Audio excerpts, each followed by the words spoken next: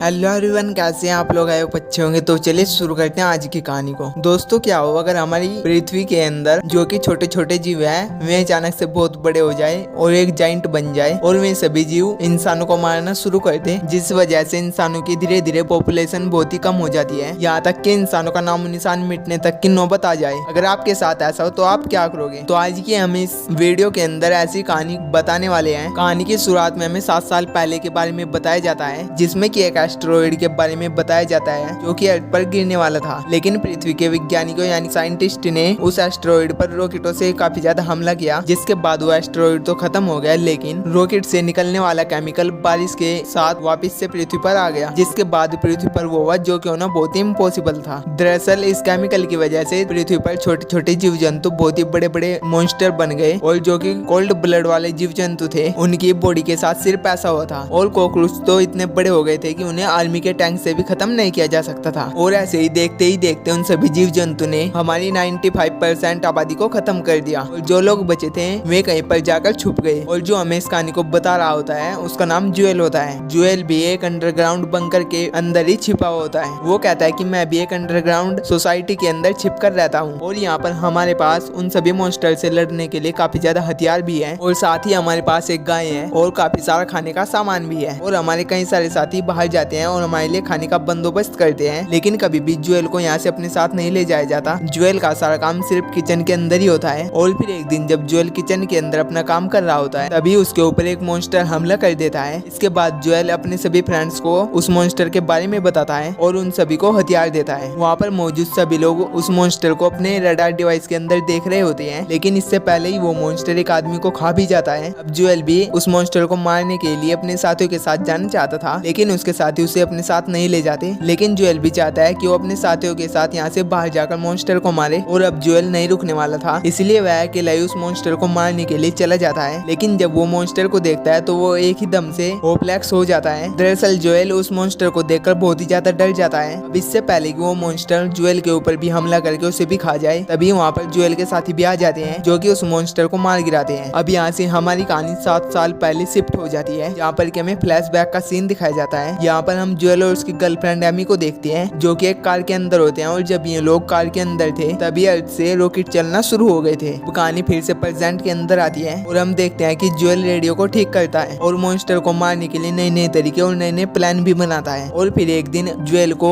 उसी रेडियो से एमी का सिग्नल मिलता है और कुछ देर तक बात करने के बाद ज्वेल ये डिसाइड करता है कि वो किसी भी तरीके से एमी से मिलकर रहेगा, उसके पास जाकर रहेगा। और फिर से हमें फ्लैशबैक का सीन देखने को मिलता है जहाँ पर कि एमी और ज्वेल सिटी में रॉकेट चलने की वजह से अलग हो गए थे, लेकिन इन दोनों ने एक दूसरे से वादा किया था कि ये एक दूसरे को ढूंढ लेंगे। प्रेजेंट में ज्वेल अपने साथियों से कहता है कि उसे एमी के पास जाना है, लेकिन उसके साथी उसे ऐसा करने से मना करते हैं और कहते हैं कि ये नामुमकिन है क्योंकि एमी की कॉलोनी यहाँ से 85 मील दूर है, तुम वहाँ पर नहीं जा सकते हो क्योंकि चारों तरफ मॉन्स्टर भरे हुए हैं। और इसके बावजूद भी ज्वेल किसी की बात नहीं सुनता क्योंकि वह कैसे भी एमी के पास जाना चाहता है। इसी वजह से वो अपनी कॉलोनी से निकल जाता है और बाहर आने पर जब उसे एक मॉन्स्टर की आवाज सुनाई देती है तो वो एक घर के अंदर जाकर छिप जाता है। घर के अंदर आने के बाद जब ज्वेल घर का फ्रिज खोलता है तो उसके अंदर भी एक मॉन्स्टर होता है। इसी वजह से वो तुरंत ही घर से बाहर आ जाता है और फिर तभी एक तालाब में से एक बड़ा सा मॉन्स्टर बाहर आता है जो कि अपनी जीभ से ज्वेल को पकड़ लेता है। तभी वहाँ पर एक डॉग आता है जो कि उस मॉन्स्टर की जीभ को काट लेता है और वो डॉग ज्वेल की जान बचा देता है। और अब ये दोनों वहाँ से भागने लगते हैं और वो डॉग ज्वेल को एक बस के अंदर लेकर जाता है। दरअसल वो बस उसी डॉग का घर होता है और यहीं पर जॉय को पता चलता है कि उस डॉग का नाम बॉय है और उसका मालिक मर चुका है। अब जॉय अपनी पूरी रात उसी बस के अंदर गुजारता है और जब सुबह होती है तो वो वहाँ से निकलने लगता है, लेकिन बॉय भी उसके साथ ही आने लगता है। इसके बाद ये दोनों बॉय के मालिक का एक कपड़ा लेकर वहाँ से निकल जाते हैं और कुछ दूर जाने पर ज्वेल एक लाल बेर को खाने लगता है, लेकिन बॉय उसे रोकने की कोशिश करता है क्योंकि वह बेर जहरीली होती है। अब चलते चलते ही जॉय का ध्यान एक बुक के अंदर होता है, जिसके वजह से वो एक गड्ढे के अंदर गिर जाता है और वो गड्ढा किसी मॉन्स्टर का घोंसला होता है जिसके अंदर उसके ऊपर कुछ मॉन्स्टर हमला कर देते हैं। लेकिन तभी वहाँ पर एक आदमी और एक लड़की आ जाते हैं जो कि जॉय को उस गड्ढे से बाहर निकालकर उसकी जान बचा लेते हैं। और उस लड़की का नाम मीनो और उस आदमी का नाम क्लाइड होता है और ये दोनों भी मॉन्स्टर से ही सर्वाइव कर रहे होते हैं। अब ज्वेल भी उनके साथ हो जाता है और अब ये सभी वहाँ से आगे बढ़ने लगते हैं और कुछ दूर तक आगे बढ़ने के बाद में दोनों ज्वेल से कहते हैं कि तुम्हारी सर्वाइवल स्किल बहुत ही खराब है, लेकिन थोड़ा संभल कर क्योंकि मॉन्स्टर अभी भी तुम्हारा ही पीछा कर रहे हैं और उन मॉन्स्टर ने तुम्हारी महक पहचान ली होगी। के बाद ये सभी वहाँ से आगे बढ़ते हैं और थोड़ी दूर आगे जाने के बाद अचानक से वहाँ पर एक स्नेल आ जाता है। तभी क्लाइड जोएल को अपनी शर्ट उतारने के लिए कहता है और वह शर्ट क्लाइड स्नेल को दे देता है, जिसके बाद वो स्नेल वहाँ से चुपचाप चला जाता है। क्लाइड कहता है कि अब ये स्नेल तुम्हारी गंद को पूरे शहर के अंदर फैला देगा और सभी मॉन्स्टर कंफ्यूज हो जाएंगे। मिनो कहने लगती है कि कुछ मॉन्स्टर अच्छे भी होते हैं। क्लाइड और मिनो एक कॉलोनी के अंदर जा रहे होते हैं, लेकिन जोएल तो एमी के पास जा रहा होता है। इसी वजह से अब इनके रास्ते यहाँ से अलग हो जाते हैं। लेकिन जाते जाते क्लाइड जोएल को एक ग्रेनेड देते हुए कहता है कि इसका इस्तेमाल सही जगह पर करना, और फिर इसके बाद जोएल और बॉय वहाँ से चले जाते हैं। लेकिन तभी बॉय को किसी की आवाज सुनाई देने लगती है, इसलिए वह छुप जाता है और तभी जमीन के अंदर से एक मॉन्स्टर बाहर आता है और जोएल उसे मारने वाला होता है। लेकिन तभी ये मॉन्स्टर जोएल को दूर फेंक देता है और तभी जोएल को याद आता है कि एक ऐसे ही मॉन्स्टर ने उसके मॉम और डैड को मार दिया था। इसी वजह से जोएल को बहुत गुस्सा आता है और वह खड़ा हो जाता है और उस मॉन्स्टर को मार गिराता है। इसके बाद ये दोनों एक घर के अंदर चले जाते हैं, जहाँ पर कि इन्हें एक रोबोट मिलता है। जोएल उस रोबोट को बताता है कि वो अपनी गर्लफ्रेंड एमी को ढूंढने के लिए निकला है और फिर वह रोबोट भी जोएल की मदद करता है। जोएल उस रोबोट की बैटरी से अपनी रेडियो को एक्टिव करके एमी से कांटेक्ट करता है, जिससे कि यह पता चलता है कि वो एमी के बहुत ही करीब आ चुका है। लेकिन तभी बैटरी बंद हो जाती है, जिसकी वजह से जोएल का एमी से कांटेक्ट टूट जाता है। अब रोबोट जोएल को उसकी फैमिली की कुछ फोटोज भी दिखाता है, जिन्हें देखकर जोएल बहुत ही खुश हो जाता है। लेकिन कुछ ही टाइम के बाद वो रोबोट भी डेड हो जाता है। इसके बाद सुबह होते ही जोएल अपने सफर को फिर से शुरू कर देता है, लेकिन आगे जाने पर एक जमीन में चलने वाला मॉन्स्टर जोएल के ऊपर हमला कर देता है, जिसके बाद जोएल बॉय को लेकर एक पेड़ के पीछे छिप जाता है और बॉय का मुंह बंद कर देता है। तभी बॉय के मालिक का वो कपड़ा पानी के अंदर चला जाता है। ये देखकर बॉय उस कपड़े को लेने के लिए जाता है, लेकिन मॉन्स्टर उसकी आवाज को सुन लेता है और उनके ऊपर हमला कर देता है। और फिर तभी जोएल उस ग्रेनेड को निकालता है और उस मॉन्स्टर के ऊपर फेंक देता है, जिस वजह से वो मॉन्स्टर मारा जाता है। अब जोएल बॉय को पानी से निकालता है, लेकिन जोएल के शरीर पर कई सारे लील चिपक जाते हैं। जोएल वहाँ से आगे बढ़ता है, लेकिन कुछ ही दूर आगे जाने पर वो बेहोश हो जाता है और उसे ऐसा लग रहा होता है कि एमी उसके पास ही है, लेकिन यहाँ पर सच में वो एमी के पास ही होता है। अब जोएल एमी को देखकर बहुत ही खुश होता है। एमी उसे बताती है कि कुछ लोग हमारे पास आए और वे लोग हमें बोट के जरिए यहाँ से लेकर जाने वाले हैं। अब जोएल वहाँ से बाहर आता है और देखता है कि वहाँ का सारा कंट्रोल एमी के हाथों में है। तभी वो वहाँ पर डानर को कैब से मिलता है। कैब उससे कहता है कि वो जो सामने शिप दिख रही है, हम लोग उसमें बैठकर यहाँ से निकल जाएंगे। एमी जब अंदर आती है तो जोएल उससे बात करने की कोशिश करता है, लेकिन एमी उस पर ध्यान नहीं देती और जोएल से कहती है कि मैं 7 साल पहले वाली एमी नहीं हूँ। मैंने अपनों को खोया है और जिससे मैं पहले प्यार करती थी, मैंने उसे भी 1 साल पहले खो दिया। मुझे ये सब कुछ मेरे रेडियो पर ही बता देना चाहिए था। अब ये पता चलने के बाद जोएल बहुत ही ज्यादा दुखी हो जाता है और वह पूरी तरीके से टूट जाता है। जोएल को बहुत ही ज्यादा हर्ट होता है और उसे यह भी एहसास होने लगता है कि उसने अपनी कॉलोनी को छोड़कर बहुत ही बड़ी गलती कर दी, क्योंकि अब एमी तो उससे प्यार ही नहीं करती। इसके बाद जब सभी लोग मीटिंग कर रहे होते हैं तो जोएल उन सभी से कहता है कि हम मॉन्स्टर से लड़ सकते हैं। मैं 7 दिन तक बाहर रहा हूँ और मैंने बाहर रहकर सर्वाइव किया और मैं अभी भी जिंदा हूँ। इस बात को सुनकर कैब कहता है कि क्या तुम्हारे पास कोई प्लान है, क्योंकि एमी ने बताया कि तुम खाना बनाने का काम क्या करते थे। ये बात सुनकर जोएल को बहुत ही बुरा लगता है। इसके बाद जोएल अपनी रेडियो से अपनी कॉलोनी वालों को कांटेक्ट करने की कोशिश करता है। तभी कैब उसके लिए कुछ खाने के लिए भेजता है। अब जोएल अपनी कॉलोनी वालों से बात करके उन्हें सब कुछ बताता है और जब उसके कॉलोनी वालों को यह पता चलता है कि जोएल अभी भी जिंदा है तो उन्हें ये बात जानकर बहुत ही अच्छा लगता है। अब जब जोएल उसे खाने को देखता है तो उसके अंदर वही बेरीज होती है जिसको खाने के लिए बॉय ने उसे मना किया था, जिससे कि जोएल को पता चलता है कि यहाँ पर उसके खिलाफ कुछ तो साजिश चल रही है। इसलिए वह भागकर एमी के पास जाता है, लेकिन उस टाइम एमी नशे की हालत में होती है, इसीलिए वह उसकी बात नहीं सुनती। लेकिन तभी पीछे से डोना जोएल को मारकर बेहोश कर देती है और जब उसकी आंखें खुलती है तो उसके हाथ बंधे हुए होते हैं और उसके साथ साथ एमी और बाकी लोगों के भी हाथ बंधे हुए होते हैं। तभी केब उससे कहता है कि ऐसे बुरे टाइम के चलते खाना पीना ढूंढना बहुत ही मुश्किल है, इसलिए मैं और मेरे सारे साथी यहाँ पर खाना और दवाइयों को लूटने के लिए आए हैं। और साथ ही वो उन्हें ये भी बताता है कि वे उनकी बोट को एक मॉन्स्टर के जरिए चला रहे हैं। दरअसल में उस मॉन्स्टर को एक इलेक्ट्रिक शॉक देते हैं, जिसके बाद मॉन्स्टर उस बोट को खींचने लगता है। तभी केब उस मॉन्स्टर को इन सभी लोगों के ऊपर छोड़ देता है, लेकिन एमी खुद को और साथ ही जोएल को भी छुड़ा लेती है और भागकर रोको के ऊपर हमला करती है, लेकिन वह खुद ही बेहोश हो जाती है। वहीं पर दूसरी तरफ जोएल उस मॉन्स्टर को रोकने की कोशिश करता है और वो एक नुकीले हथियार से उस मॉन्स्टर को पलट देता है और जब जोएल उस मॉन्स्टर को मारने के लिए जाता है तो वो मॉन्स्टर जोएल को बहुत ही दूर फेंक देता है। अब एमी को भी होश आ जाता है और वह डायना से लड़ने लग जाती है और वहीं पर वह मॉन्स्टर भी जोएल को मारने वाला होता है। तभी बॉय आ जाता है और उस मॉन्स्टर को भौंकने लगता है। इसी बीच कैब डोना को बॉय को मारने का ऑर्डर देता है, लेकिन उसका निशाना चूक जाता है। इसके बाद कैब एमी को मारकर उसे बेहोश कर देता है और मॉन्स्टर उसके ऊपर हमला करने वाला होता है, लेकिन वो उसे इलेक्ट्रिक शॉक दे देता है। तभी जोएल बॉय को कहता है कि वो जाकर एमी को जगाए और फिर बॉय एमी के पास जाकर उसे उठाने लगता है। वहीं पर दूसरी तरफ कैब अपनी बोट में बैठकर अपने साथियों के साथ भागने लगता है। दूसरी तरफ वो मॉन्स्टर जोएल को खाने वाला होता है। तभी एमी उसे एक गन देती है और जब जोएल उस मॉन्स्टर के ऊपर शूट करने वाला था तभी वह उस मॉन्स्टर की आंखों में देखता है और उसे मीनू की बात याद आती है कि सभी मॉन्स्टर बुरे नहीं होते। इसी वजह से जोएल उसकी चैन के ऊपर शूट करके उसे आजाद आजाद कर देता है और फिर वह मॉन्स्टर पानी में जाकर कैब की बोट पर हमला करके उन सभी को खा जाता है। इसके बाद हम देखते हैं कि जोएल फिर से अपनी कॉलोनी में वापस जा रहा है और वह जाते जाते एमी को अपनी एक बुक देता है जिसके अंदर उसने अपनी पूरी जर्नी के बारे में लिखा था और साथ ही वो उसे एक खिलौना गिफ्ट भी देता है और वहाँ से जाने लगता है। लेकिन तभी वह वापस आकर एमी को किस कर लेता है। एमी उसे कहती है कि मैं तुम्हारे पास जरूर आऊंगी। इसके बाद जोएल वहाँ से निकल जाता है और रास्ते में कई सारे मॉन्स्टर का सामना करता है, लेकिन फिर भी वह सेफली अपनी कॉलोनी के अंदर पहुंच जाता है और फिर से अपने साथियों से मिल जाता है। उसके साथी भी उसे देखकर उससे मिलकर बहुत ही खुश होते हैं और साथ ही जोएल उन सभी को मिनो, क्लाइड और बॉय के बारे में भी बताता है। इसके बाद कॉलोनी वाले एक पहाड़ की तरफ निकल जाते हैं और साथ ही हमें मिनो और क्लाइड को भी दिखाया जाता है। और दोस्तों इसी के साथ हमारी ये कहानी भी यहीं पर एंड हो जाती है। दोस्तों अगर आपको कहीं से भी मेरी ये वीडियो अच्छी लगी तो मेरी वीडियो को लाइक करके मेरे चैनल को सब्सक्राइब जरूर करना और कमेंट सेक्शन में अपना ओपिनियन जरूर दें।